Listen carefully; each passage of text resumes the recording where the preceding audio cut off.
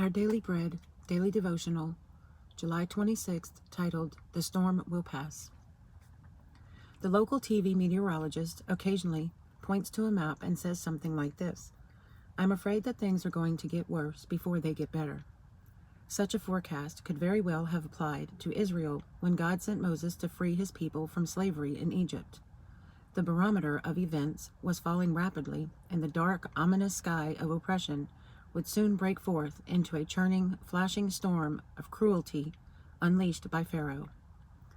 Moses had appealed to Pharaoh to let the Hebrews go into the desert to worship God, but the king accused them of loafing on the job. So he multiplied their workload, and the situation went from bad to horrible. Moses cried out in bitterness to the Lord for an explanation. He found it hard to believe that a glorious exodus could be just around the corner.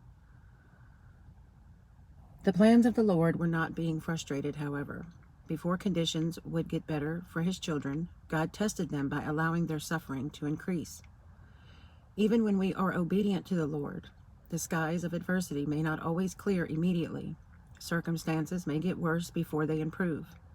But always praise God. His grace will sustain us, and the storm will pass. Exodus 5, 1 through 14, and 22 through 23.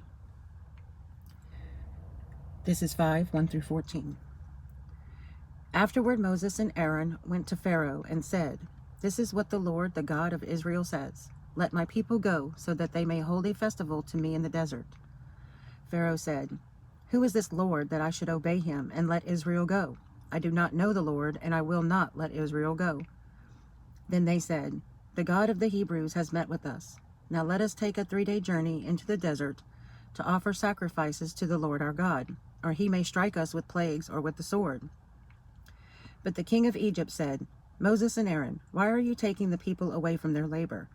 Get back to work. Then Pharaoh said, Look, the people of the land are now numerous, and you are stopping them from working. That same day Pharaoh gave this order to the slave drivers and foremen in charge of the people.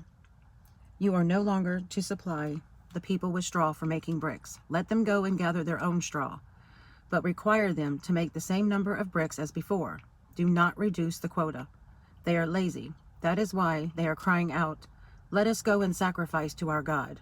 Make the work harder for the men so that they keep working and pay no attention to lies. Then the slave drivers and the foremen went out and said to the people, This is what Pharaoh says. I will not give you any more straw. Go and get your own straw wherever you can find it. But your work will not be reduced at all. So the people scattered all over Egypt to gather stubble to use for straw. The slave drivers kept pressing them, saying, Complete the work required for you of each day, just as when you had straw. The Israelite foremen appointed by Pharaoh's slave drivers were beaten and were asked, Why didn't you meet your quota for bricks yesterday or today, as before? 22 through 23.